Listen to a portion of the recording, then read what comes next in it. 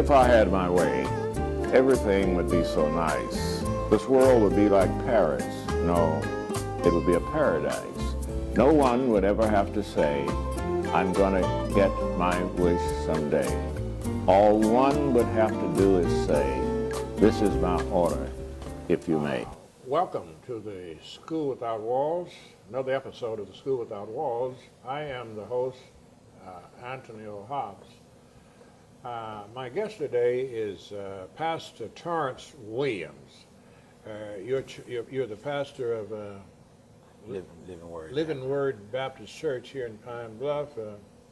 I know where Sulphur Springs Road, right there, Sulphur Springs Yes, Road, sir. across from that elementary school, right? Yes, sir. Okay. Pastor Terrance, this being just a few days past the commemoration of Dr. Martin Luther King. Yes, sir. I have a poem here that I want to read and recite, and then we're going to get out and talk about you and your ministry. Yes, sir. Thank you. This poem is very significant for several reasons. Community, you realize that a lot of the history of the African American has not been written. And I can recall when I was a youngster, Reverend, that many of the adults would complain about why isn't our history in the books. I didn't understand it, but now I do understand it's our duty to put them in the books. Yes, they sir. were expecting somebody else to do it. Yes, sir. So after I matured enough, I thought I would try to share this with them. We are the keepers of our history. This poem, We Are the Keepers of Our History, was written as a prelude to the month of February, which is the month set aside nationally to emphasize the need to study African American history. It is also to induce thinking and to give attention to the life and work of the Reverend Dr. Martin Luther King. This poem was written with the intent to show whose responsibility it is to record one's history. The essence of the poem lies in the fact that the pathway to self-realization is knowing one's history. As Americans, and especially African Americans, we are much too impoverished in this discipline. Now the poem, we are the keepers of our history, so if our history is to be recorded, this we must know. Write what you do as you go. It was I, he or she, who made the high score. My father, brother, or sister designed such a magnificent door. Keep clippings of news articles of that which happened before. Talk with your elders concerning their experiences and record that which is central to your history's core. Please understand that history is simply that which happened today, yesterday, and as time passes, will become that which happened years ago. Yes, we are the keepers of our history. The legacy we must ascertain. This fact is of the utmost importance. Thus, in our mind, we should always entertain. To expect others to willingly write your history is wishing in vain. To wait for others to do what you should do is sacrilegious. Yes, it is downright profane. On this note, I wish to emphasize the importance of us remembering the life and works of Dr. Martin Luther King. The study of his life will do more than give us the work of a great man. When we seriously look at his life, it will elevate us to a higher plane. The position he took was directly going against the grain. At least once a year, all the world should pause for at least a moment to feel his agony and his pain, and pray for those who regret that his work has gained national fame. We should concentrate on what he stood for it was just and quite humane. Martin's was not a racist campaign. His work and his life served as a light to the entire human domain. It was he who ignited the spark to break the evil, unfair, unjust segregation chain. Yes, Dr. Martin Luther King was a great soul. His work and philosophy we must retain. However, let us not forget, we are the keepers of our history, is the central thought, and this is most germane. I hope that this poem entertains you, but more importantly, I hope that the message is received by you. We are the keepers of our history. This was written by the Reverend Dr. Anthony Hobbs. Okay, brother. Yes, sir. Now that we've gotten this over, what do you recall about Dr. King? I know you were too small to remember when he was actually active or alive, but you read and heard about it. Yes, sir. I've actually read a lot about Dr. Martin Luther King, and my thing is that he was a man of God. Oh, yes. Number one. Number one, he was a man of God. Chosen by God, I believe, for this purpose. Yes, sir. Well, it said many are called, but a few are chosen. But Dr. Hobbs, many of us are handpicked. And he was handpicked. All right. And he came and he done a lot. I don't take the street bus for granted. I don't take eating in a restaurant for granted. And when I can go in and sit in, I can think of Dr. Martin Luther King. I might wasn't there, but I thank God I can look back at the past and see how far we have come. Yes. And when I looked at the inauguration of President Barack Obama, the dream still lives on. All right. The dream lives on. Look, we've got to stop on that for the break. Time flies. We'll be back in just a few minutes.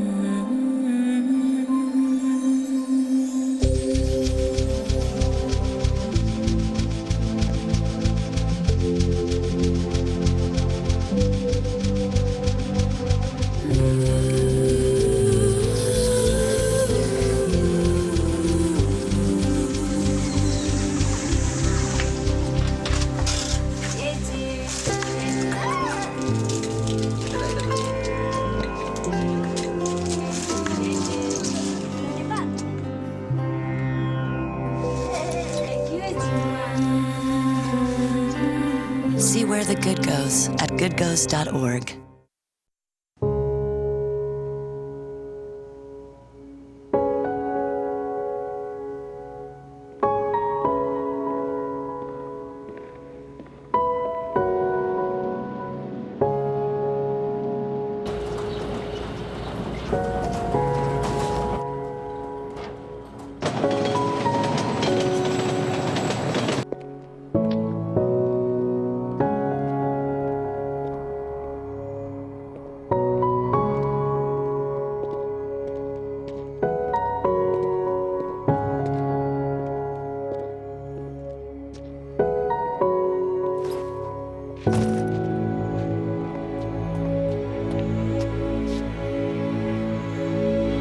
Welcome home, man.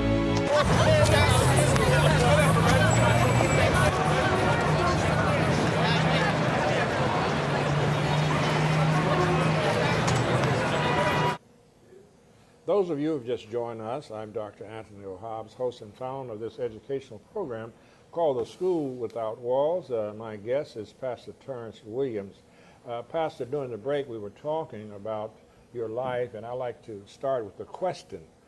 You were telling me that you had been involved in drugs as a younger man. Yes, sir. And you also had been in prison as three times. Yes, sir. And the question that I asked you, why is it, what do you think happened to cause you to come out of that and be delivered from that, and now you're a well-respected minister in the community, and others stayed in? Yes, sir. What do you think? What caused that? First of all, I give honor to God for allowing me to be here today. Okay. And I also give honor to you for allowing me to be here. Thank you. But what caused me to change my mind, that every time I went back to prison, I had the same thinking. And the whole time I was in prison, I had other friends that had drugs. And I knew when I can get out, I can get them to do what you call get back on your feet. I got you. But what I done the last time, I changed my way of thinking. It's what you call criminal thinking while you incarcerated. Criminal thinking is trying to do the same thing to what got you back in there. And when I come home the last time in 2003, the game had changed. A lot of people were dying and getting locked up. I think I was like 31 or 32 at the time. And I had said, this is it. Something have to change. And I had to just go to God. And I also used to listen to Pastor George Glass Jr. On the radio when I was in prison. And I said, when I get out, I want to meet this man. And I started going to his church. Where is he located? He's located in Bastrop, Louisiana now, but he was here at Prairie Lake Missionary Baptist Church when I come home. I got you, okay. And he started the New Birth Christian Church at that time, which Pastor Terry Brown, who's a pastor over there now. And when I was looking for something different, I tried everything else. It failed me. But when I tried Jesus Christ, that got me to where I needed to be. What were some of the things you tried prior to trying Christ? I tried to sell drugs. I tried using drugs. But it never was me. A lot of people say that you do things, it'd be a monkey on your back. That's not true. Drugs are a demon. And what people fail to realize, drugs are going to be here. There's a word called sorcerer in the Bible, which comes from the Hebrew word pharmakia, translated into the English word pharmacist. They're going to be here.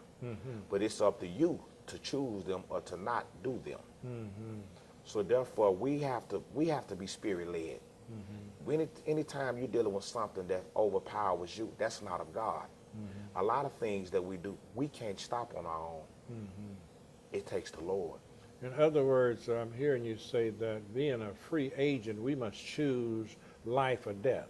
We have to make that decision ourselves, right? We have to. Yes. Yes, And sir. once you chose Christ and to live according to his will, then he gave you power and strength, is that right? Yes, sir. To be able to do what others did not do. Yes, sir. So our choices are very important, aren't they? That's right. The choices you make today, they form your tomorrow. We have to be careful about friends that we choose to be with, and be careful about your choices that you make. It is amazing how my elders would be my elders. Yes, sir. Told us things like birds of a feather flock together. Yes, which sir. is saying basically what you say. You have to watch your friends. No? Yes, sir. They knew that. They had a peculiar wisdom, didn't they? Yes, sir. Yes, sir. Okay, Yes, you may sir. continue. If you have a message to the young people, I always like, my main purpose of this program is mentoring Yes, sir. young African Americans who have gone down the roads that you've talked about, and mainly to prevent them from getting there. It's harder to get them back, I think, than to prevent them from getting there when they're young.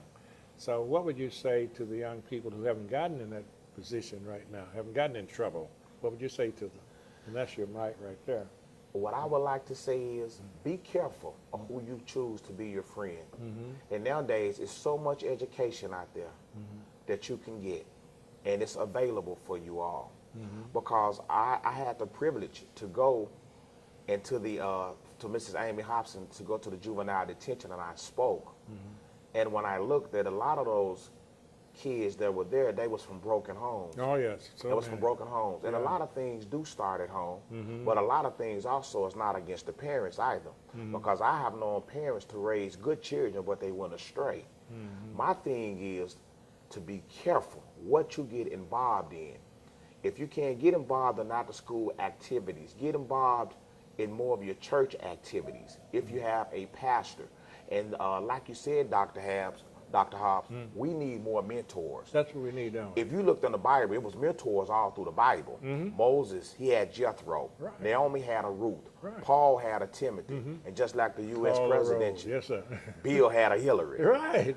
And even ourselves. Yes, We sir. can come right down to the local. You had a mentor. Yes, sir. Pastor George Glass. Yeah, and I had a mentor. Yes, we sir. got to have a strong local mentor. You have to have You it. got to have it. And another thing is, if you want to continue, find out who you are. If you are a child, Man, you you're said going it there. through. Find out who you are. Because every one of us has a gift, and we have to find out what that gift is. The Bible says it promises gifts and wealths.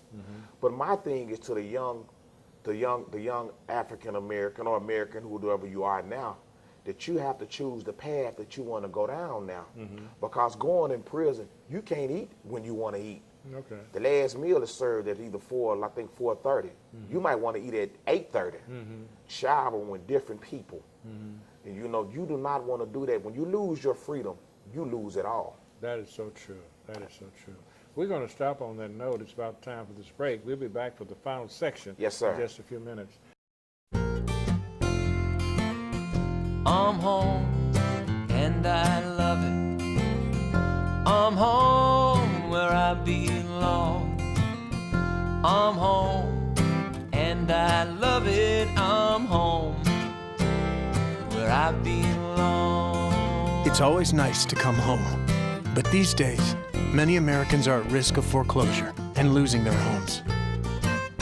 Making Home Affordable is a free program from the U.S. government that has already helped over 1 million struggling homeowners like these. And we want to help you. I'm home. I'm home. And I love it. I'm home. I'm home. Find out now what your options are. Go to makinghomeaffordable.gov or call 1-888-995-HOPE. The sooner you act, the better chance we can help you. I'm home. I'm home where I belong.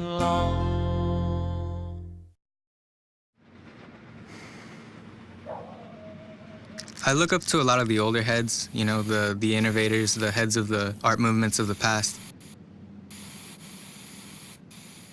They kept it really edgy, and like a lot of the Latin American muralists and Latin American artists, and their styles were very unique and new to their time. You know, somewhat controversial, but that's who I look up to mainly. Personally, I'm very excited about going to college. It's something new and it's something different than what I'm used to. I'm definitely going to be a little out of my element, but that's what makes it so exciting, is that, you know, it's something fresh. Well, there's so many opportunities that I think I could miss out on if I didn't go, you know? Getting into college takes planning and vision. You know, it's just like when I take a brick wall and turn it into a canvas for my art. Paintings help me realize that I've got what it takes. Those of you who just joined us, I'm Antonio Hobbs, host and founder of this educational program called The School Without Walls. My guest is Pastor Terrance Williams. He's the local pastor here, and we were talking about the importance of your self-awareness, I believe. Yes, sir. We are trying to say some things that might prevent a young person from going to prison or getting in trouble or dropping out of school, and all those negative things. And I was just telling him before, during the break, that I thought of Shakespeare. He said, "To thine own self be true." Yes, sir. And that should follow as the day follows the night. Therefore, you find yourself false to no man. Yes, sir. Know who you are, right, Reverend? And then you will, in other words, once you know who you are, you're dealing with the gift that God has given you, right? That's right. You will be successful if you follow it. Huh? Yes, sir. You may continue. Yes, sir. At the Living Word Baptist Church, on the 31st, we will be having what they call the Young Brotherhood. And a lot of people do not understand the youth today. But I've been where a lot of them is trying to go. Yeah. And it takes one to know one. And I feel like that I can reach many. You're close enough to the youth to reach them. To reach them. Right. And my thing is, I believe in opening, leave the door open. Because a lot of us get in the door and they will close the door. But a lot of our youth are not going to come to the church. We have to go back and get them. Oh, yeah. And That's an outreach. That's an outreach. And I believe that if we can just reach one, we can reach another one and reach another one. Yeah. We might can't get them all, or we might can't change them all. But I believe with the prayers of the righteousness and we stick together, we can make a difference in them. And my thing to the average young American now, please stay in school. Please get you a church home, because there's so much that it has to offer now. I had it, but I chose the wrong path. And my thing is, I'm tired of seeing our youth at the juvenile. It starts at the juvenile, but some of them will end up across the street in the adult jail. Oh, yeah. And from they there, it's to prison. They graduate. Right. And what it is, when you get to prison, it's just like livestock. They can ship you from Tucker. They ship you to Commons. They can ship you to Riceville. It's time to close the door on this. We need to save a lot of our youth, and if they can, I'm willing to to do whatever I can to save the sister or the brother that's going down the wrong path. It's going to take more than me. It's going to take all of us to do a part, but we can save them. You maybe think about President Obama. He said something like, it's we. Right. The people must work together to better the nation, and we must work together for the local community. Is that right? Yes, sir. That I strongly have advocated unity in the community. Yes, for sir. the cause of progress, and we got to get back, do more of that. Yes, sir. Yeah. It's time to get back to basics. Basic, I yeah. get tired of picking up that newspaper and I'm seeing this male or this female, and the sad part is now it's more females in the paper now That is than so males. sad, That's the isn't it? saddest What you part attribute about that to? I've given a lot of thought to the question I raised. What is happening to American women? What's going on? Something's wrong. it. You know Seriously what? wrong. It's back to the word again. It's the older women train up the younger ones. And what's beginning to happen now is we have grandmothers now, 36 and 37. There you go. That's hanging in the club with their daughters. And didn't learn anything up during those years. That's right. Yeah, that's true. That's sin. Do you That's- realize? yes, that's sir. sin. And when you have young girls that have babies and they're hanging at the club with their mothers, now that baby's dropped off for God knows who. Right. And that's where the rapes come in at. We living in a world now where anything happens, anything can go now. And let the truth be told, we passed the church, we out of the church, we toward the kingdom. That's why Jesus said, be ye kingdom minded, we toward the kingdom. Let me make a point on that. A lot of people do not understand, I think, what you said. In other words, the church age has ended. It's a kingdom Yes, period sir. now, right? Yes, sir. We And- toward the and- kingdom. And a lot of people have not been taught. They don't understand what you're talking about. So there's a time for all things, according to the Bible, right? Right. The church age has served its time. Yes, it's sir. Kingdom time. It's kingdom time. And define that, if you will. What is the difference in church age and kingdom time in your understanding? Well, when you look at the church now, we have seen everything about the church. We have seen what Paul told Timothy in the last days, what was going to concern the church. We've seen what Jesus said in Matthew chapter 24. We done seen that. Not only we done seen it, but we seeing more and more. Right. But it's toward the king. It's time to be toward the kingdom now. Because that was to come after the church age, right? That's right. Kingdom. That's Kingdom right. time. That's right. We have about 1 minute. You can conclude. But Dr. Hobb, if I can, I'm at the Living Word Baptist Church, 5617 Sulphur Springs Road, Pine Bluff, Arkansas.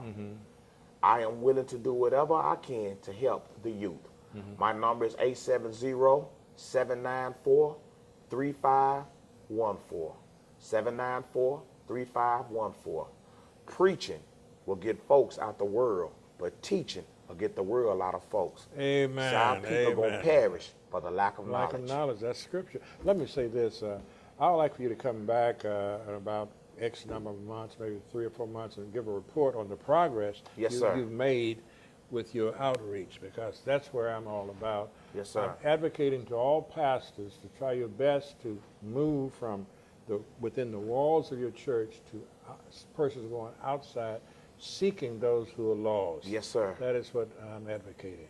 Again, I want to thank you, Pastor, for Yes, being sir. with us, and I'm going to call you back. Yes, or sir. you call me once you get it organized, where you got a structure, and we'll probably interview some of the young people. I sure will. Okay? God bless you and God thank you. Thank you.